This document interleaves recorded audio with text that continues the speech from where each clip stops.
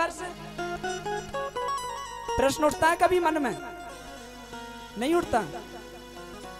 गर्भवती पत्नी को भगा दिया घर से राम ने। जानते हो क्यों?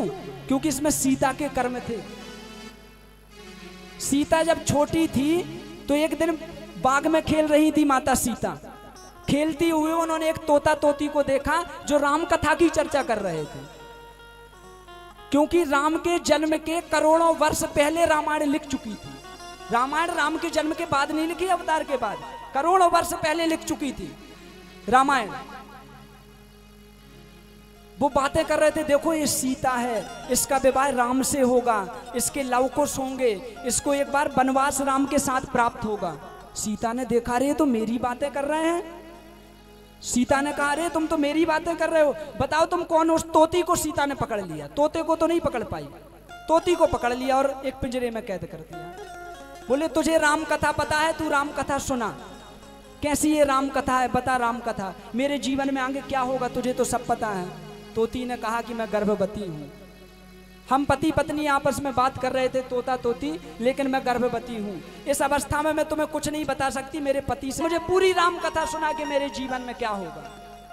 उस तोती ने बहुत समझाया कि देखो मैं अभी गर्भवती हूँ, गर्भवती में मेरा पति से वियोग मत करवाओ, मैं पति के बिना जिंदा नहीं रह सकती, मैं गर्भवती हूँ।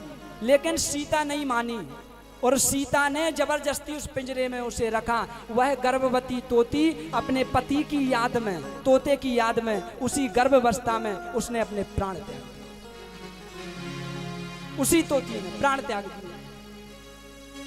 जैसे ही तोते को पता चला, तोता आया, सीता को देखा, सीता अगर तू कुछ दिन और रुक जाती तो मेरे पत्नी के प्राण बच जाते, गर्भावस्था से गर्भ को जन्म दे देती, प्रसव काल आ जाता, उसके बाद तू पूछ लेती राम कथा। लेकिन तूने एक पत्नी को पति से बिछड़ा दिया, वो भी गर्भावस्था में। गर्भावस्था में तो पत्नी को पति के साथ रहना चाहिए, और तूने मिलन नहीं करवाया, तूने दूर कर दिया।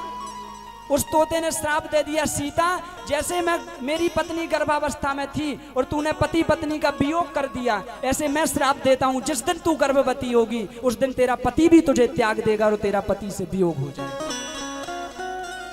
सीता को श्राप दिया, कारण मैं बनूंगा। वहीं तोता अगले जन्म में धोबी बनकर आया और धोबी के कहने पर राम ने सीता को वनवास दिया। भगवान जो भी करते हैं उसके पीछे कोई कारण होता है।